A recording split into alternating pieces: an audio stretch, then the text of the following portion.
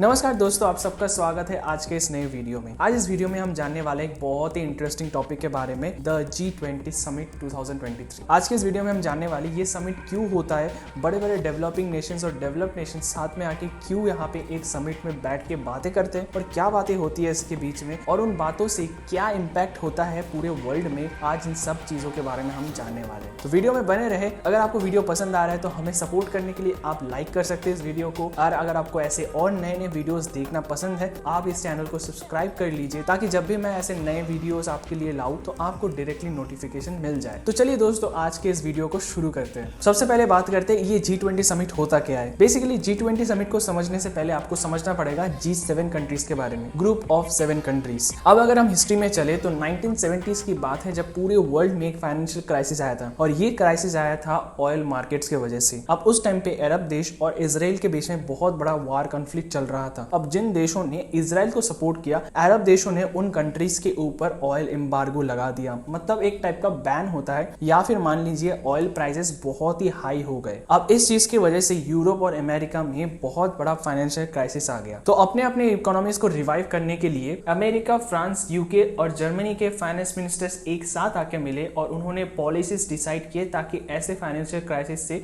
वो निकल सके। ठीक इसके 2 साल के बाद इटली और जापान को भी इसमें ऐड किया गया, और 1975 में जाके इन सारे कंट्रीज ने मिलके G6 का सबसे पहला मीटिंग किया, जो कि फ्रांस में हुआ था। अब इसके बाद 1976 में कनाडा ने भी ज्वाइन किया इस ग्रुप को, और ये ग्रुप बन गया G7 ग्रुप। और माना जाता है उस समय के सबसे डेवलप्ड नेशंस ये ही कंट्रीज थे, और टॉप इकोनॉमीज में इन्हीं का सबसे बड़ा हाथ था। आगे चल के 1988 में रशिया ने भी इस ग्रुप को ज्वाइन किया, और उसके बाद ये ग्रुप बन गया G8 ग्रुप। लेकिन कुछ ही सालों के बाद 2014 में रशिया को इस ग्रुप से निकाला गया, क्योंकि रशिया ने क्रीमिया को इन्वेड किया था यूक्रेन से। इसी चीज को देखकर बहुत सारे वेस्टर्न नेशंस नाखुश थे, जिसके वजह से रशिया को इस ग्रुप से निकाला गया। दोस्तों, ये थी पूरी कहानी, कैसे G7 कंट्रीज बने और एक साथ मिले, ताकि आने वाले टाइम पे कोई भी ऐसा फाइनेंशियल क्राइसिस ना आए दुनिया में। हम अगर अभी धीरे धीरे आगे बढ़ते रहे तो आप देखोगे ग्लोबलाइजेशन का एक बहुत बड़ा इंपैक्ट पूरे दुनिया में छा गया है। अब सारे कंट्रीज एक दूसरे के साथ ट्रेड करते हैं सारी चीजों में। वो डिजिटल भी हो सकता है, फिजिकल प्रोडक्ट्स पे भी हो सकता है। तो ट्रेड अभी एक ग्लोबल चीज हो चुका है। अब इस पॉइंट पे जो भी डेवलप्ड नेशंस थे वो तो G7 का पार्ट थे,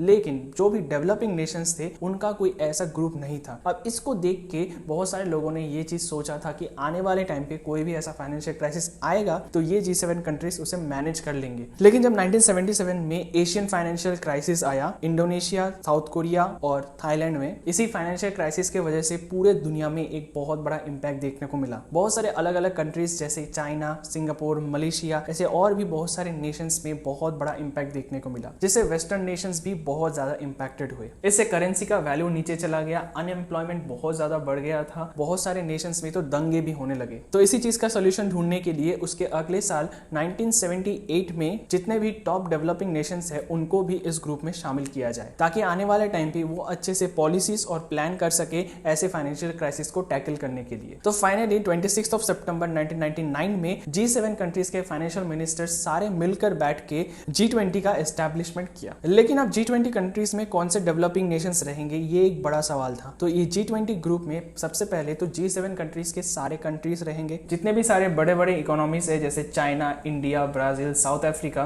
और रशिया, ये सारे रहेंगे। एंड लास्टली जितने भी रीजनली सबसे बड़े पावर्स है जैसे एशिया में इंडोनेशिया और साउथ कोरिया, साउथ अमेरिका में अर्जेंटीना, नॉर्थ अमेरिका में मेक्सिको, ओशियानिया में ऑस्ट्रेलिया और मिडिल ईस्ट रीजन से सऊदी अरेबिया और Turkey. And lastly UK, Germany और फ्रांस को छोड़कर जितने भी नेशंस यूरोप में हैं उन सबको मिला के यूरोपियन यूनियन के हिसाब से रिप्रेजेंट किया गया। तो ये थे 19 देश और एक यूनियन जो मिलके बनाते हैं आज के G20 को। लेकिन अभी तक दोस्तों इन सारे कंट्रीज का जो मीटिंग होता था उसमें बस फाइनेंशियल मिनिस्टर्स आते थे, मगर जब 2008 में फाइनेंशियल क्राइसिस आया उसके बाद इन कंट्रीज ने डिसाइड किया कि बस फाइनेंशियल मिनिस्टर्स ही नहीं बल्कि उन कंट्रीज के जो हेड्स है उनको भी एक साथ आके मिलना चाहिए। और ठीक उसी के बाद से जितने भी प्राइम मिनिस्टर्स और प्रेसिडेंट्स हैं वो सारे आके इस समिट में मिलते हैं। दोस्तों, इस बार का 2023 वाला G20 समिट इंडिया में हुआ था और इंडिया ने होस्ट किया था इस मीटिंग को। इस बार 9 सितंबर और 10 सितंबर को ये समिट हुआ था। दोस्तों, एक चीज नोट करने वाली बात है कि ये समिट बस 2 दिन का नहीं होता है, इसमें बहुत सारे अलग अलग मीटिंग्स होते हैं अलग अलग डिग्नेटरीज के, जहाँ पे वो लोग अलग अलग विषयों पे बात करते हैं। तो ये रहा आपके सामने पूरा चार्ट कैलेंडर, जहाँ पे आपको सामने दिखेगा सारे मीटिंग्स के बारे में जो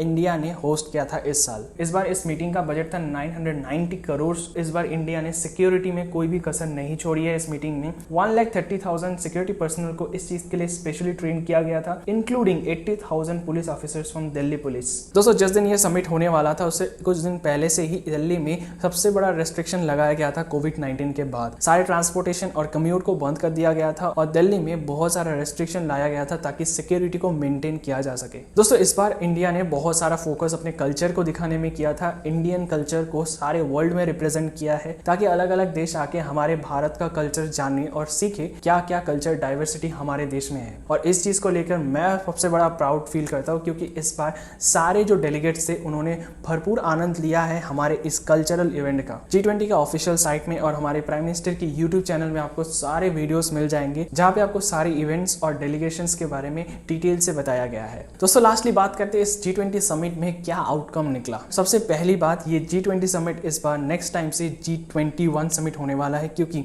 इस बार इंडिया ने अफ्रीकन यूनियन को भी अपने साथ इस ग्रुप में शामिल कर लिया है, जो कि बहुत ही बड़ी बात है क्योंकि इस चीज की वजह से इस बार का ये जो G20 समिट है हमेशा याद रखा जाएगा क्योंकि अफ्रीकन यूनियन को इस साल ही इंडिया में G20 समिट में इंक्लूड किया गया। और भी बहुत सारे इवेंट जैसे ग्लोबल बायोफ्यूल अलायंस उसको लॉन्च किया गया जिसमें बायोफ्यूल्स के ऊपर बहुत ज्यादा एम्फेसिस दिया गया ताकि आने वाले टाइम पे सस्टेनेबल बायोफ्यूल्स का एडॉप्शन हो सके। And lastly India middle east Europe economic corridor का भी उद्घाटन किया गया ताकि इसमें बहुत इजीली रेल के थ्रू शिपिंग एंड ट्रेड किया जा सके। ये एक ज्वाइंट एग्रीमेंट है जिससे एक रेल एंड शिपिंग कॉरिडोर बनाया जाएगा मिडिल ईस्ट, यूरोप और इंडिया के बीच में। इस पूरे ग्रुप में आपको India, Saudi Arabia, United Arab Emirates, Jordan, Israel और यूरोपियन यूनियन देखने को मिलेगा। दोस्तों लास्टली कंक्लूजन में यही कहना चाहूंगा कि इंडिया का जो इस बार थीम था Vasudhaiva Kutumbakam, one earth one family one future, इस बार इंडिया ने इसको सक्सेसफुली साबित करके दिखाया है और इंडिया ने इस बार G20 प्रेसिडेंसी होल्ड करने के साथ साथ वर्ल्ड के टॉप 5 इकोनॉमीज में अपना नाम दर्ज कराया है और साथ में एक सक्सेसफुल इकोनॉमी बन के दिखाया है पूरे वर्ल्ड में, digitally, economically, politically and everything wise. तो मुझे लगता है इस बार का जो ये G20 प्रेसिडेंसी था और ये जो साल गया इंडिया के लिए एक बहुत ही इंपॉर्टेंट साल था। इंडिया ने बहुत सारे अचीवमेंट्स किए और इंडिया ने एक वर्ल्ड में एक बहुत बड़ा इम्पैक्ट क्रिएट किया है। तो इसी चीज के साथ आज के इस वीडियो को एंड करता हूँ। उम्मीद करता हूँ आपको ये वीडियो पसंद आया होगा, आपको कुछ नॉलेज मिला होगा इस वीडियो से। अगर आपको ये वीडियो पसंद आया तो लाइक कर देना एंड चैनल को सब्सक्राइब कर देना अगर आपको ऐसे और नए नए वीडियोस देखने हैं। तो अभी चैनल को आप सब्सक्राइब कर लो ताकि जब भी मैं नेक्स्ट वीडियो को डालूं तो आपके पास एक नोटिफिकेशन चला जाए उसके रिगार्डिंग। तो चलिए आपसे मिलते हैं दोबारा अगले वीडियो में। Till then keep learning and stay safe.